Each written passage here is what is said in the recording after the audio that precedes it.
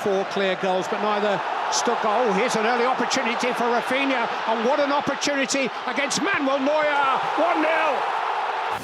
In football, we hear countless stories every single year. Stories about joy, tears, struggle, disappointment, but also redemption. Players like Moises Caicedo, Ryan Gravenberch or Amad Diallo have silenced so many critics this season, but none of them come even remotely close to Raphinha. Last summer, Barca fans were posting photos of his shirt number with Nico Williams' name at the back. Only 3 months later, he destroyed Bayern Munich in the Champions League while wearing a captain's armband. It took him only 20 matches in all competitions to surpass his stats from the previous season, and he's not showing any signs of slowing down. But what if I told you that this is not even the greatest comeback he has ever made? You see, Raphinha was born in Restinga, which is the same favela where his idol Ronaldinho grew up, and from an early age he wanted to follow the footsteps of his idol. But he had one problem: every academy rejected him, and while his parents have always supported him and done everything they could to help him achieve his dream, they certainly weren't the richest. They lived in a house with just 1 bedroom. Sometimes he even had to beg for food on the streets, where people were literally scared of how he looked. Many teenagers in the favela, including some of his friends, entered the world of drug dealing. However, Raphinha, thanks to his parents, always stayed on the right path, focusing on achieving his goals. He traveled hours from his hometown for trials with Gremio and Internacional, only to be sent back home. He was without a doubt a talented footballer, but according to coaches and scouts, he lacked the physicality to be able to play at a professional level. So, like many other players who couldn't find a place in the academy, he began playing at the Varzea Tournaments. And let me tell you, if you thought it was just some random kickabout with the boys in a small pitch, it really wasn't. It was a matter of life and death. It was as close to war as football can get. There were home fans smashing at the door of the dressing room while shouting death threats. There were gangsters in the stands, holding a gun and ready to pull the trigger whenever the away team would score. The players were rejects. No one wanted them. No one believed in them. They always played with anger in their face, like their life depended on it, desperately trying to prove everyone wrong. Conditions like this helped Raphinha to become a monster, immune to any pressure. If you can play in the Varzea games, you can play anywhere. A big European final? Don't care. A stadium with 90,000 people? Bring it on. But just before he turned 19, he faced the biggest obstacle of his life, and if it weren't for his mum, he would probably have given up on his dream and never played football ever again. At the time, he finally got his chance at Avaí, traveling 6 hours for every single training session, but then he got injured, and after he returned, he couldn't get into the squad. He's had enough. He told his parents that he had decided to quit football and he would start working as a barber. But it was his mom that had inspired him to never stop aiming for his dreams. She worked so many jobs, worked her ass off for years, until she was finally able to save enough money to get a degree, to start pursuing her dream and doing what she loved. She never gave up, and neither did Raphinha. Just 1 year later, a former Barca player, Deco, had noticed him and brought him to Vitória Guimarães, where after 2 seasons of getting used to a new country, he blew up in the 2017-18 season, scoring 17 goals and providing 6 assists in all competitions, earning him a move to Sporting. And although Sporting is one of the biggest clubs in Portugal, in 2018 the club was in absolute turmoil. The conflicts between the president, players and the fans have led to departures of some of their stars like Rui Patricio, William Carvalho or Gelson Martins. The team desperately needed reinforcements, and Raphinha was supposed to be the one who would save them. And he hadn't disappointed at all, as he helped them win the Portuguese Cup, scoring a crucial penalty in the shootout in the final against Porto. The next summer, he was moving again, this time to France, signing with Rennes. With teammates like Eduardo Camavinga or Eduard Mendy, he was one of the key players of the team that had qualified for the Champions League for the first time in the club's history. And this is the moment where everything would completely change. You see, Raphinha's career was very decent so far. He was playing in the French league, improving year after year, but after the next summer, his progress skyrocketed, and that's because his talent was spotted by Pep Guardiola's idol. When he arrived at Leeds, he already had everything Marcelo Bielsa would want from his winger: his speed, directness, and immense work rate suited his style of football perfectly, but Bielsa also knew how to make him even better. He knew that if Raphinha could improve his tactical awareness and decision making while making sure he wouldn't stop excelling in his strengths, he would transform into a world-class player, and that's what he did. In Raphinha's first season in England, he had 15 goal contributions, helping Leeds finish 9th in their first season in top flight in over 15 years. But it was the next year when he really became their standout player, scoring 11 goals in the league, including a crucial goal in the last game of the season against Brentford that had saved Leeds from relegation, and when he got an offer from Barcelona, the former club of his idol Ronaldinho, he couldn't say no. However, in his new club, he struggled to fit into the team. You see, while at Leeds he excelled in the right wing, cutting inside onto his left foot, Xavi wanted his right winger to play more on the outside, to isolate him in 1v1 situations against fullback. And while Raphinha was doing everything he could to adapt his playing style, Barcelona had Ousmane Dembele, who excels in 1v1 situations like no other. But in February, when Dembele got injured, Raphinha got the perfect opportunity to step up and show what he's capable of, and he made the most of it, scoring crucial winning goals against Betis, Valencia and Athletic, helping Barca win their first league title in 4 years. But even though Dembele left the club the next summer, Lamine Yamal broke through into the first team, meaning Raphinha would need to adapt and fight for the spot on the left wing. And it's fair to say he did pretty well. He stepped up in the biggest matches when he was needed the most, particularly in the Champions League against PSG, where he scored 3 goals in 2 games. But for most of the fans, it still wasn't enough. And when Barca wanted to sign Nico Williams and Dani Olmo in the summer, they needed to make a big sale to balance the books, and Raphinha was one of the main candidates. If Xavi had stayed as a manager, I don't think he would be a Barca player anymore, but thanks to Hansi Flick, his role in the club changed overnight. You see, under Xavi, he knew that he would be eventually subbed off in every single match. It was frustrating. He was desperate to stand out, and even when he scored, even when he assisted and played brilliantly, he was replaced after 60 minutes. But this season, under the German coach, he played a full 90 minutes in 9 out of the 10 first games, which is the same amount of full matches he had played in his 2 seasons under Xavi. His work is valued more than ever, which led to him being selected as one of the team captains. And most importantly, he is scoring goals, providing assists, stepping up in the biggest matches, and enjoying his time on the pitch like never before. Do you think Raphinha can win the Ballon d'Or? Let me know what do you think in the comments, and if you enjoyed this video, please like and subscribe. It would mean a lot.